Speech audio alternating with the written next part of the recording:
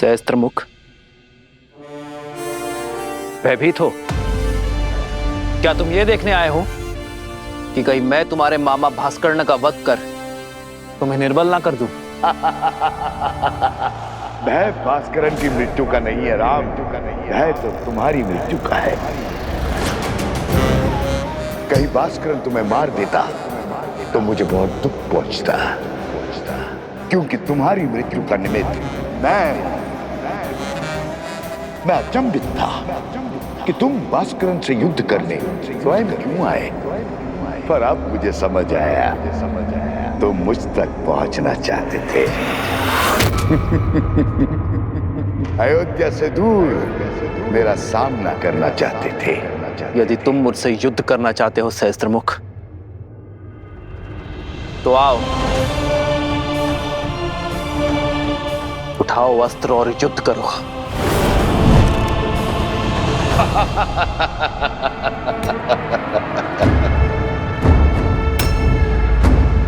मेरे शस्त्र सदा मेरे साथ रहते हैं राम। मेरा मुख मेरा धनुष है जो सहस्त्र दिशाओं में है। शब्द मेरे बाण हैं जो व्यक्ति के मन को चीर देते हैं। असत्य मेरी खड़क है जो सत्य के प्रति प्रमाण को काट देती है। संदेह मेरा चक्र है जो विवेक को व्यूह में फंसा देता है। अविश्वास मेरा भाला जो धर्म की छाती चीर दे। बोलो राम, है इतने शस्त्रों से सामना करने की क्षमता? है मुझे मार्ग से हटाने की शक्ति? है मेरा वध करने का सामर्थ्य?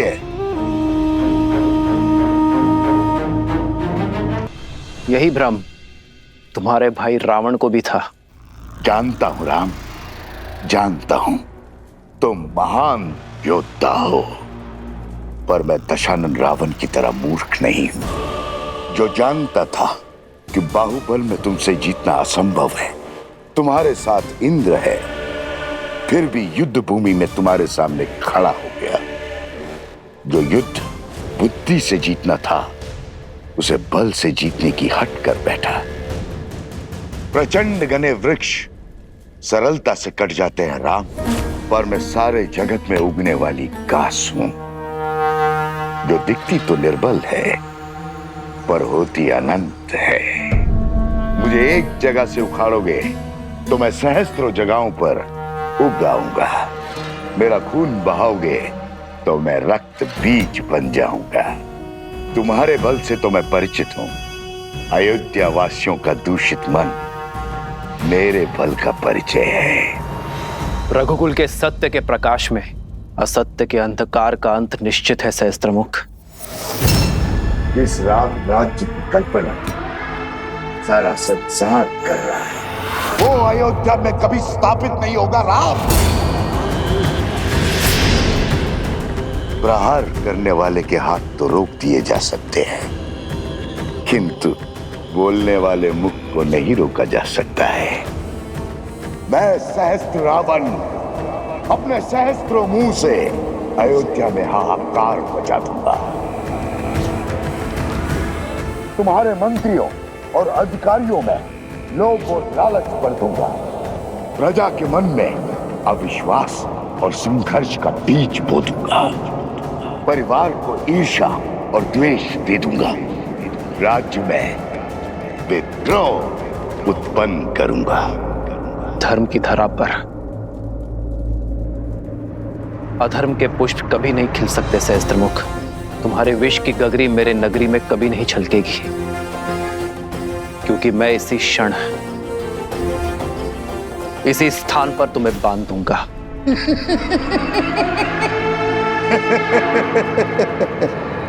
देर कर दी राम, बाण धनुष से छूट चुका है। प्रजा छोड़ो, तुम तो अपनी पत्नी सीता की भी रक्षा नहीं कर पाओगे। लोक अपवाद से, निंदा से, कुमंत्रणा से अपनी आने वाली पीढ़ी तक की रक्षा नहीं कर पाओगे। अपमान से जब असत्य परिवार में प्रवेश करता है तो प्रेम और सम्मान सबसे पहले खिड़की से भाग जाते। सच कहूं राम, मैं तुम्हें मारूंगा नहीं, मैं तो तुम्हें जीवित रखकर तुम्हारी मृत्यु का आनंद लूंगा, तुम्हारी मर्यादा के वध का साक्षी बनूंगा।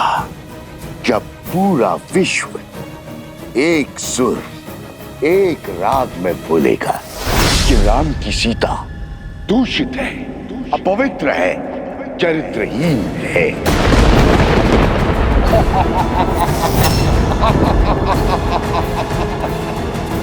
पापी, तूने मेरी माता के लिए अपशब्द कहे।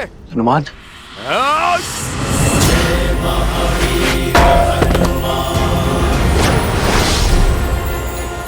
बहुत हुआ तेरा छल, अब तू देखेगा सीता माता के पुत्र का बल।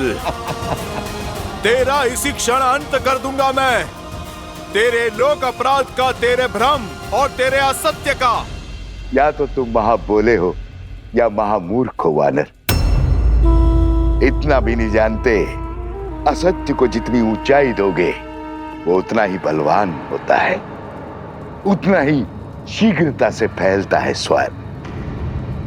राघव की पत्नी दूषित है, दूषित है, दूषित है।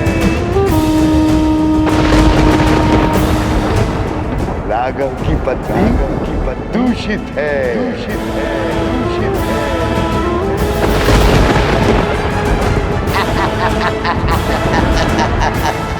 राघव की पत्नी दूषित है।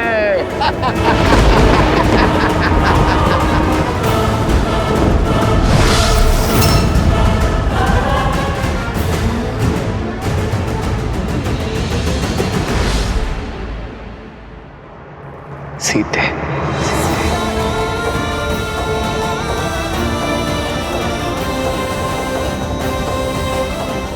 अधर्म ने चाहे जितने भी सशक्त कवच पहने हो, मेरे श्री राम उसके अंत का कोई ना कोई हल अवश्य निकाल लेंगे।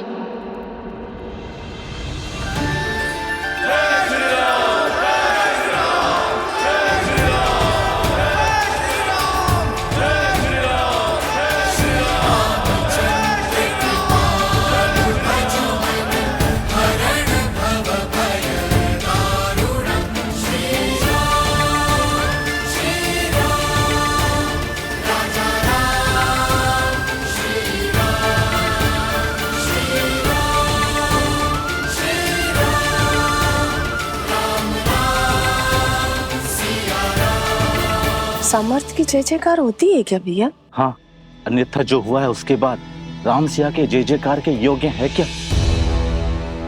जिस राम राज्य की कल्पना सारा संसार कर रहा है वो अयोध्या में कभी स्थापित नहीं होगा। राम,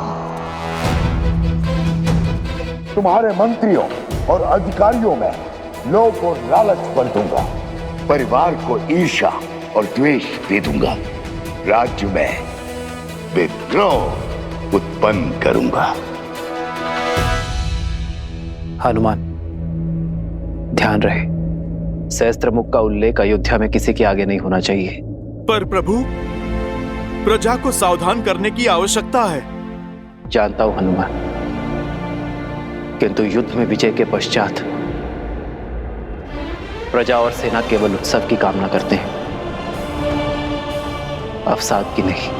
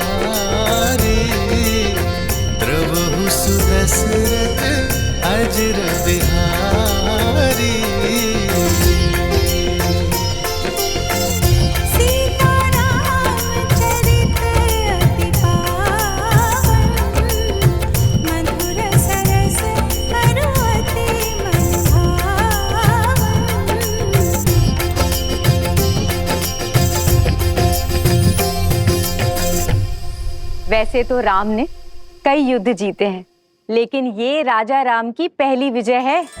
माता, आपको देखना चाहिए था कैसे भैया ने उस दुष्ट भास्करण का वध किया। ना वो धरती पर था और ना ही वायु में। हनुमान जी के सहयोग के कारण। हनुमान जी ने इस युद्ध में भले ही सैनिक ना बनकर, परंतु भैया का सेवक बनकर अपना पूर्ण योगदान दिया है। उनके बिना ये विजय संभव नहीं थी, है ना भैया? इतना विनम्र मत बनो लक्ष्मण। मेरी वीरता की गाथा बताने में अपना शौर्य छुपा बैठे। संहार दमन को कितने साहस के साथ मारा है तुमने, और भास्करण का वध करने में अपने प्राण तक दांव पर लगा दिए। ये विजय केवल राजा राम की नहीं, समस्त अयोध्या की है। और अयोध्या इसी प्रकार हर युद्ध को जीतेगी, फिर चाहे वो युद्ध भीतर का हो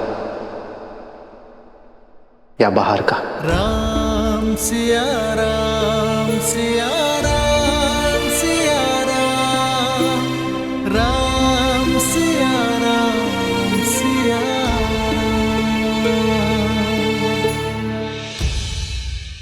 उचित समय पर आए हो पुत्र। हाँ पुत्र, कल वसंत पंचमी के अवसर पर सीता के गर्भ के पुष्पवंश संस्कार का मुहूर्त निकला है। तुम्हारा होना भी वहां अनिवार्य है। अब तुम आ गए हो तो सारी पूजा विधि विधान पूर्ण हो जाएगी। अवश्य मां।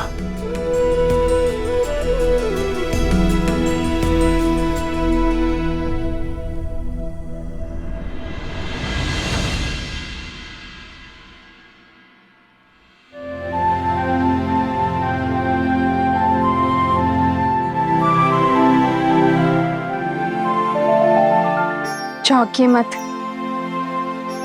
आपके ही हैं।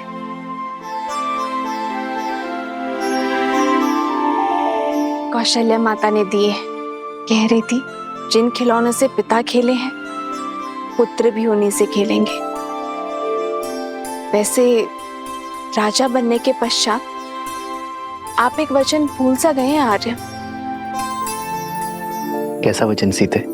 वही जो विवाह के समय दिया था। आधा अंग है हम एक दूसरे का। सुख के साथ साथ दुख और चिंता में समान भागीदार है। तो बताइए, ऐसा क्या है आर्य जिसने आपकी विजय की मुस्कान को धुंधला कर दिया है?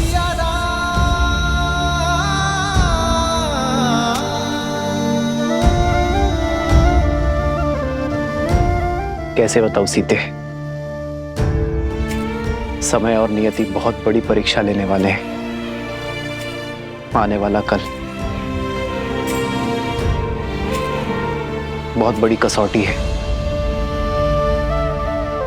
तो अच्छा है ना आर्य, कसौटी तो स्वर्ण को ही परखती है। आप उस असुरी माया को लेकर चिंतित है ना आर्य? गुरु वशिष्ठ ने बताया मुझे कि किसी असुरी माया की छाया है हमारे राज्य पर, जो प्रजा की सोच और विचारों को दूषित कर रहा है। राम की सीता दूषित है, अपवित्र है, चरित्रहीन है। सोच की शक्ति समझती हूं मैं आर्य। एक बुरा विचार सभी अच्छे विचारों को दुर्बल कर सकता है। यही सत्य आपको व्याकुल कर रहा है ना? गुरुवर ने यह भी बताया कि इस सोच को शास्त्र से नहीं,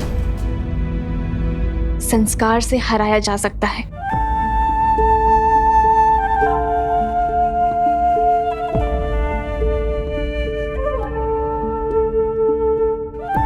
गुरुदेव ठीक कहते हैं सीते।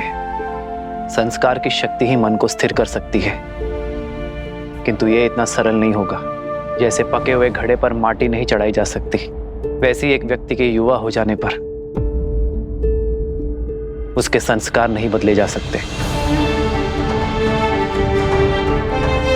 संस्कार बालकों को दिए जाते हैं सीते, युवाओं को तो शिक्षित किया जाता है। और अब मैं भी वही करूंगा। अपने राज्य को, अपनी प्रजा को शिक्षित करूंगा। क्योंकि विद्या ही अब एकमात्र मार्ग है।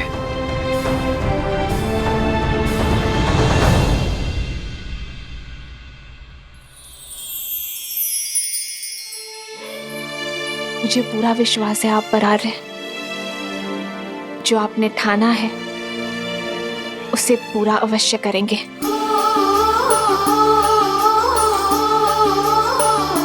तुम्हारे साथ के बिना ये सब संभव नहीं है सीते। तुम्हारा मुझ पर अटूट विश्वास ही मेरी शक्ति है। जन्म जन्म का है ये संगम, राम रतन सीता वैभव धन। अर्धांगिनी हूं आपकी, सदा आपके पास। हम दोनों मिलकर सब संभाल लेंगे आर्य। हम दो नहीं सीते, हम तीन। हमारे प्रेम और संस्कार का संगम है ना हमारे साथ। राम सिया राम सिया राम सिया राम, राम सिया राम सिया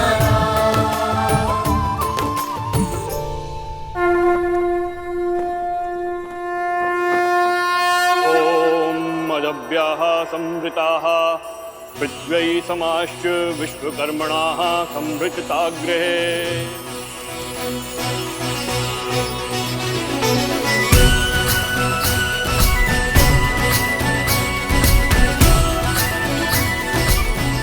पुत्री, ये किलोई भस्म है।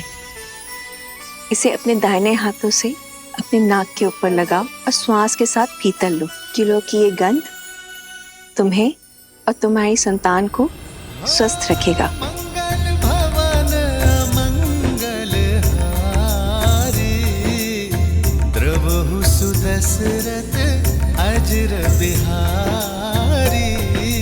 राम सिया राम सिया राम जय जय राम। गर्भ धारण के बाद यह औषधि अमृत के समान होती है राम। जिस प्रकार सूर्य की किरण पृथ्वी को जीवन देती हैं, उसी प्रकार यह औषधि गर्भास्थ शिशु को पोषण देती है। शरीर के साथ साथ आत्मा को भी शक्ति प्रदान करती है। माता शिशु का आधार होती है। शिशु के प्रति अपने दायित्व को लेकर सदा सज्ज रहती है।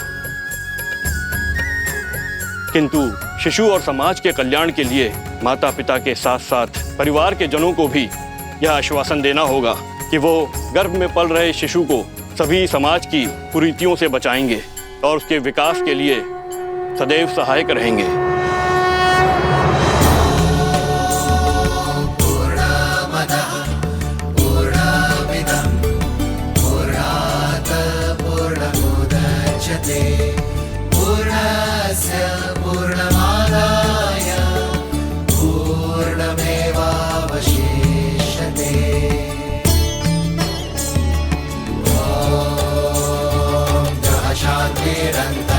शांति पृथ्वी शांतिरापः शांतिरोषधयः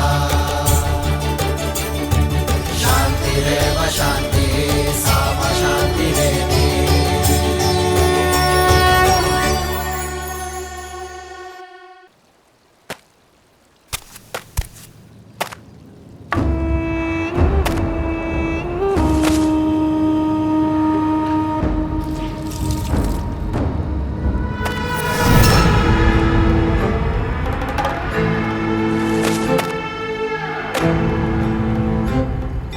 मित्रवस्त्रक, जाने कहां से कपड़ों पे ये लांछन लग गया। ये स्वच्छ हो जाएगा। ये तो शिव मंदिर की पिछली वाली दीवार में लगी गाय का धब्बा है। मंदिर के ऊपर जामुन का पेड़ है, उसी का रस, दियों का तेल, दीपक का काजल, सभी का मिश्रण है ये धब्बा। छूटना थोड़ा कठिन है, पर चिंता ना करो, ये धब्बा छूट जाएगा। अद्भुत, झट से पहचान लिया। गहरा अनुभव लगता है। काली को पहचान कर उसे साफ करना, ये तो वस्त्रक का कर्म है। सारी नगरी के मलिन वस्त्र यहीं आते हैं। बड़े से बड़े धनवानों के वस्त्रों के दागों को देखकर पहचान जाता हूँ कि कौन कहां से लांछन लेकर आया है। इतना गहरा अनुभव उचित है, उचित है। फिर तो ये भी जान जाते होंगे कि लांछन व्यक्ति पे लगा है या वस्त्र पे। अब हमारी सीमा तो वस्त्रों तक ही सीमित है। हम वस्त्रों के लांछन को ही पहचानते हैं और बस, और उन्हीं को ही धोते हैं। उचित कहा मित्र। वस्त्र पे लगा लांछन तो धुल सकता है, किंतु व्यक्ति पे लगा लांछन कभी नहीं धुलता, और विशेषतर व्यक्ति यदि नारी। मैं चलती हूँ। अच्छा ठीक है, ध्यान से जाना। और हाँ, और नदी जो है ध्यान से पार करना। कुछ बाढ़ के संकेत हैं। अच्छा जी। आप इसे संध्या को ले लेना। वाह मित्र, सीधे जाने को कह दिया। अंधकार होने से पहले लौटने का निर्देश भी नहीं दिया। इसमें कहने वाली क्या बात है, सदा आ ही जाती है। धन्य हो रे राजा राम और उसकी प्रजा। समाज के लांछन जानते हो और समझते भी हो, फिर क्यों देखकर अनदेखा करते हो? भूल गए, नारी पे लगा लांछन कभी नहीं धुलता। तुम्हारा मन पवित्र है, पर समाज का क्या?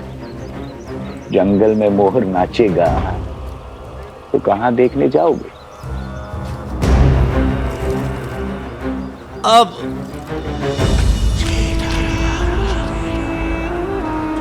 अरे ऐसा है, दिन ढलने से पहले आ जाए।